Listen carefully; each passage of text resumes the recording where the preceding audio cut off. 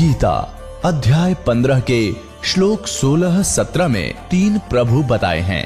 ये 3 प्रभु कौन हैं? किस प्रभु की शरण में जाने के पश्चात जन्म और मरण समाप्त हो सकता है? 3 प्रभुओं में सबसे उत्तम परमात्मा कौन है? कैसा है?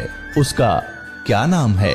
इन सभी गूढ़ रहस्यों को जानने के लिए अवश्य सुनिए जगत गुरु तत्वदर्शी संत रामपाल जी महाराज के अमृत वचन।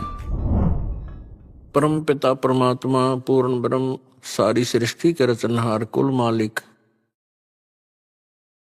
कबीर देव कबीर साहब अल्लाहु अकबर जी की असीम कृपा से आप पुण्यात्माएं सत्संग सुनने के लिए उपस्थित हुए।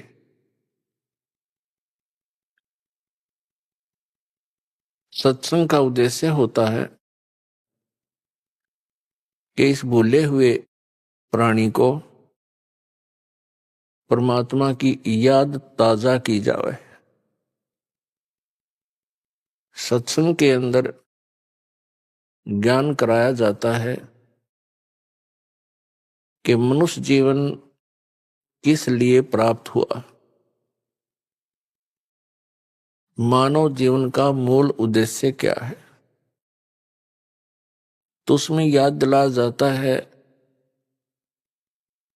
कि महापुरुषों की वाणी प्रमाण के अंदर ली जाती है और वो अमर वाणी जो परमात्मा स्वयं आकर के यथार्थ ज्ञान हमें सुनाते हैं, जिसको गीता जी अध्याय नंबर 4 के श्लोक 32 में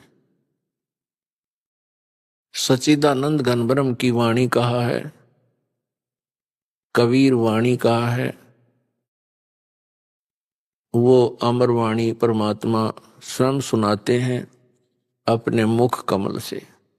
तो इन महापुरुषों की और परमात्मा की उन अमर वाणियों को आधार बनाकर सत्संग सुनाया जाता है और उसके अंदर सत्संग के अंदर सभी सद्ग्रंथ भी आधार बनाए जाते हैं और उनके आधार से जो ज्ञान सुनाया जाता है वो सत्संग है। इसके अतिरिक्त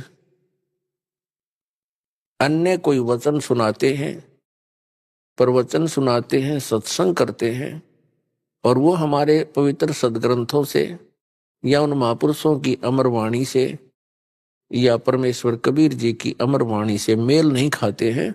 तो